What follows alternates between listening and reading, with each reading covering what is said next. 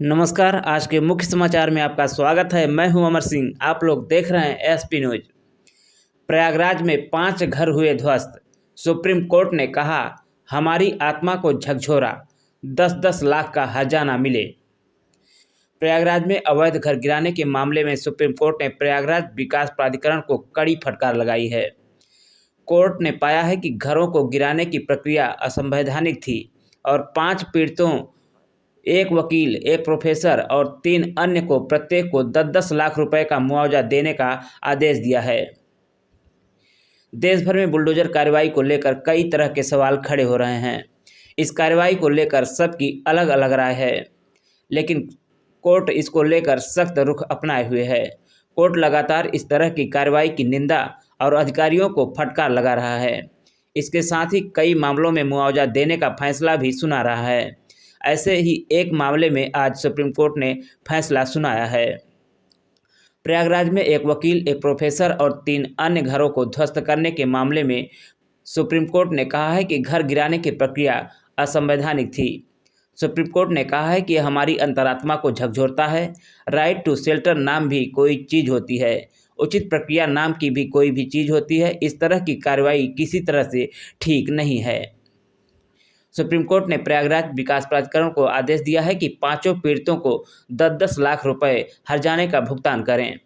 Supreme court ने पीड़ितों के खिलाफ की गई कार्रवाई को भी गलत बताया है और उसकी निंदा की है। सीएम योगी ने भी हाल ही में अपने एक इंटरव्यू के दौरान कहा है कि बुलडोजर कार्रवाई को कोई उपलब्धि नहीं है, ये यहाँ की आवश्यकता थी और उस आवश्यकता के अनुरूप हम लोगों को उचित लगा वो हमने किया। सुप्रीम कोर्ट के फैसले की अखिलेश यादव ने की तारीफ। सुप्रीम कोर्ट ने आदेश दिया है कि पीड़ितों को 10-10 लाख का मुआवजा दिया जाए। इस पर सपा प्रमुख अखिलेश यादव ने कहा है कि सुप्रीम कोर्ट का ये आदेश स्वागत योग्य है। प्रयागराज में 2021 में हुए एक बुलडोजर एक्शन पर सभी 5 याचिकाकर्ताओं को प्रयागराज विकास प्राधिकरण द्वारा 6 सप्ताह में 10-10 लाख मुआवजा दिया। इस मामले में कोर्ट ने नोटिस मिलने के 24 घंटे के भीतर मकान गिरा देने की कार्रवाई को अवैध घोषित किया है।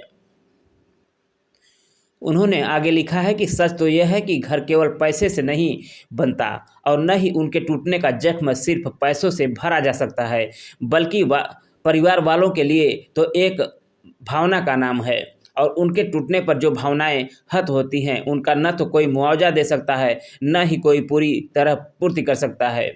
परिवार वाला कहे आज का नहीं चाहिए भाजपा। यूपी सरकार को पहले भी लग चुकी है सुप्रीम कोर्ट की डांट।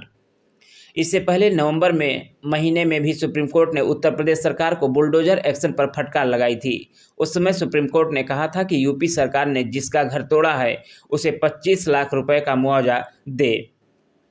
पूरी तरह से मनमानी है। उचित प्रक्रिया का पालन कहाँ किया गया है? हमारे पास हलफनामा है जिसमें कहा गया है कि कोई नोटिस जारी नहीं किया गया था, आप केवल साइट पर गए और लोगों को सूचित किया था। नवंबर में सुप्रीम कोर्ट ने लगाई थी बुलडोजर पर रोक।